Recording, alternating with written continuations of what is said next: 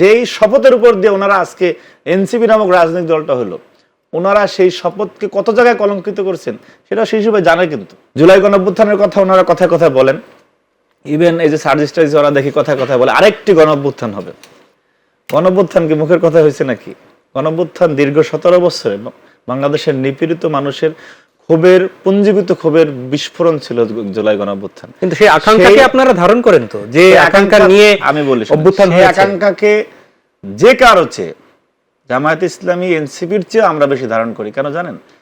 এই এনসিপি প্রতিষ্ঠিত হয়েছে জুলাই রক্তের উপর দিয়ে, কিন্তু জুলাইকে কলঙ্কিত করা এটা স্লোগান দেয় এনসিপি আর রাজাকার, জুলাই করছে সরকার, এটা তো আমরা দেই না, বামরা দেয়, সাধারণ মানুষ দেয়, পাবলিক দেয়, আমরা তো দিতেছি না, আমরা বিএনপির কেউ দেই না। এটি বিষয় হচ্ছে যেই শপথের উপর দিয়ে ওনারা আজকে এনসিপি নামক রাজনৈতিক দলটা হলো, ওনারা সেই শপথকে কত জায়গায় কলঙ্কিত করছেন সেটা সেই হিসেবে জানে। কিন্তু আমরা তো ভাই আগে থেকে প্রতিষ্ঠিত একটি রাজনৈতিক দল, আমরা যদি দুই একটা ভুলভ্রান্তি করে জুলাইয়ের বিষয়ে কারো আপত্তি তৈরি হয় সেইখানে মনে করেন যে পাবলিক বিচার করবে। কিন্তু আপনারা এত ভুল করলেন কেন জুলাই নিয়ে?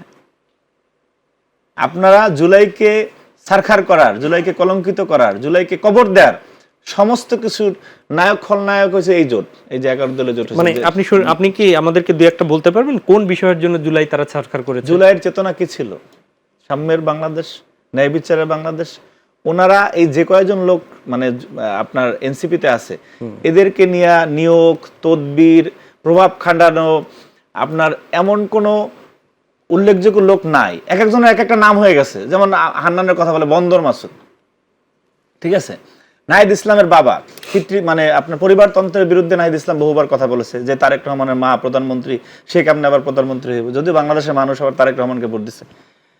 তার বাবা ম্যানেজিং কমিটি থেকে শুরু করে নিয়োগ প্রক্রিয়ায় অসংখ্য নিউজ সামনে আসছে না? অসংখ্য নিউজ সামনে আসছে। কিন্তু তাদেরকেও তো ইলেক্টেড করেছে দেশের জনগণ, ভোট দিয়েছে তাদের। এটা দেশের জনগণের বিষয়। কিন্তু আপনি যে বললেন যে আপনি জুলাইয়ের চেতনাকে ধারণ করে আপনি মানে এই ন্যায়ভিত্তিক সমাজ, মানবিকতা, ন্যায় বিচারের বাংলাদেশ, সেখানে তো সব জায়গায় আপনি কলঙ্কিত করেছেন। এবং শেষ পর্যন্ত আপনি এই যে নাসিরউদ্দিন পাটোয়ারি বলতো যে জামাতে এসে হাবিজাবি, ওনাদেরকে একটু বলতে চাই যে যে কথা আজকে বলেন সেটা 10 দিন পরে, 1 বছর পরে, 2 বছর পরে সামনে আসতে পারে। কারণ এখন গ্লোবালাইজেশনের যুগ, মিডিয়া আছে। তো যে ইতিহাসের পরাজিত শক্তি যারা কিন্তু বাংলাদেশকেই যারা ওন করে না, বাংলাদেশের স্বাধীনতার বিরুদ্ধে করছে, এই বক্তব্য তো নাহিদদের কাছ থেকে বহুতবার শুনছি। ঠিক আছে, তো তারা আবার এনসিপি জামাতের সাথে জোট করলে কেন? আপনি জি প্রসঙ্গ জি শেষ করেন। না, আপনি যে প্রসঙ্গে ছিলেন জুলাইয়ের চেতনা নিয়ে তো কথা বলছেন। তো ওনারা কথায় কথায় যে গণঅভ্যুত্থান আরেকটা হবে, গণঅভ্যুত্থান শুধুমাত্র এনসিপি করে না, এনসিপি গণঅভ্যুত্থানের কারণে লাভবান দল। এইটা জি ধন্যবাদ। এটাই গণঅভ্যুত্থান জুলাই একা করে না।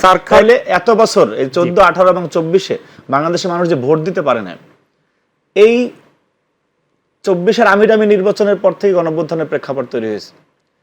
ওনারা তো চাকরির আন্দোলনের জন্য নামছিলেন, সেখানে আমরা তো ছিলাম। আমার গায়ে এখন আঘাতের দাগ আছে আপনার 18 সালের 7ই এপ্রিল শাহবাগ থানার সামনে, ওই সময় কোটা সংস্কার আন্দোলনে, বাংলাদেশের প্রত্যেকটা স্বাধিকার আন্দোলনে আমি ব্যক্তিগতভাবে আমি আমান, উনি কতটুকু জানি না, ঢাকা বিশ্ববিদ্যালয়ের দায়িত্ব পালন করছি, ছাত্রদল কেন্দ্রীয় সংসদের প্রত্যেকটা আন্দোলনে হামলা মামলা, জেল জুলুম আমরা তো ছিলাম।